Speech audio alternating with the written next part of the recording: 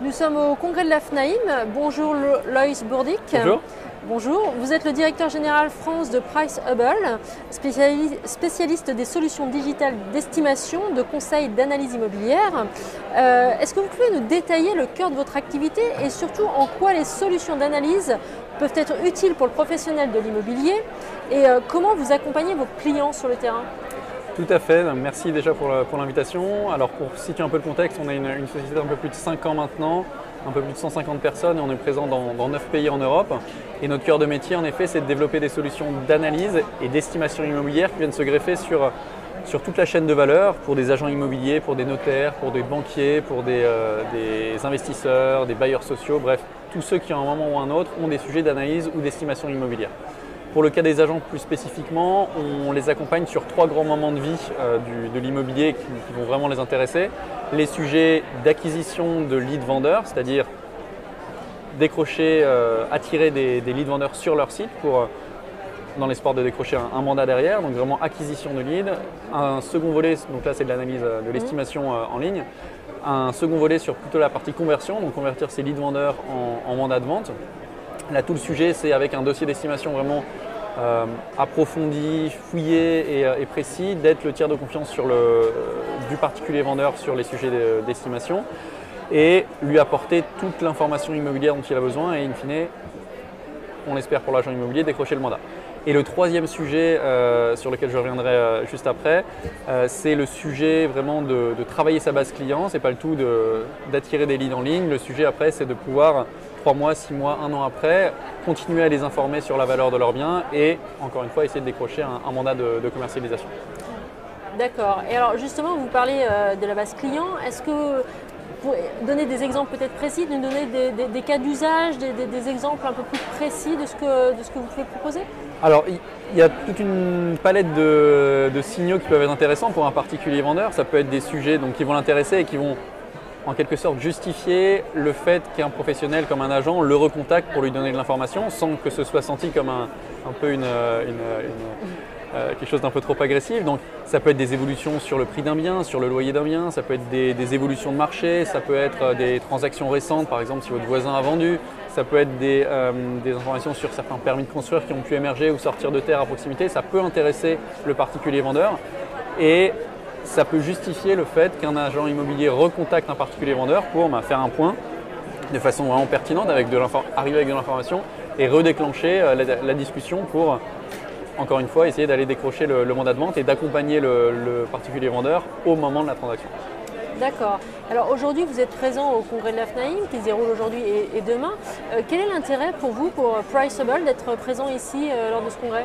Alors les congrès, on l'a redécouvert un peu récemment. On a eu la chance d'avoir 3-4 congrès qui ont pu se tenir dans la fenêtre météo. J'espère que ça va durer, mais les dernières nouvelles ne sont pas excellentes. Ce que l'on voit, c'est que beaucoup de sociétés ici sont des sociétés digitales. On est habitué à travailler en télétravail, on est habitué à travailler à distance, à avoir des relations aussi avec nos clients et nos partenaires à distance. Là, ce qu'on voit, c'est qu'on retrouve toute la valeur ajoutée en fait, du relationnel humain, de rencontrer nos partenaires, de rencontrer nos clients, d'échanger directement avec eux sur leurs enjeux, sur l'actualité du moment. Donc, on retrouve vraiment cette énergie, toutes ces opportunités qu'il peut y avoir dans un salon que l'on ne peut avoir que vraiment dans la vraie vie. Donc encore une fois, on espère que ces salons vont durer parce que ça permet vraiment de prendre le pouls, de comprendre, d'établir ces relations de confiance aussi avec nos partenaires, plutôt que d'être uniquement en ligne et derrière un écran de webcam. Justement, ce salon, c'est un moyen pour vous de rencontrer des agents, de rencontrer des agences.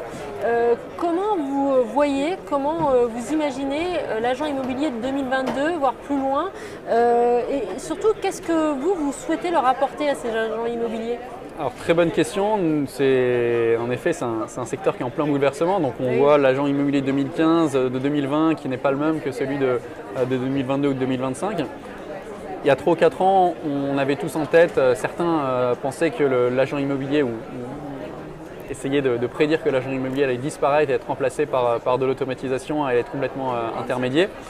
Nous, ce n'est pas du tout notre sentiment et ce n'est pas notre ressenti sur le terrain. Ce que l'on voit, c'est que l'agent immobilier d'aujourd'hui et de demain et encore plus de 2025, c'est l'agent immobilier performant sera celui qui arrive à faire trouver le bon équilibre entre toute la présence digitale.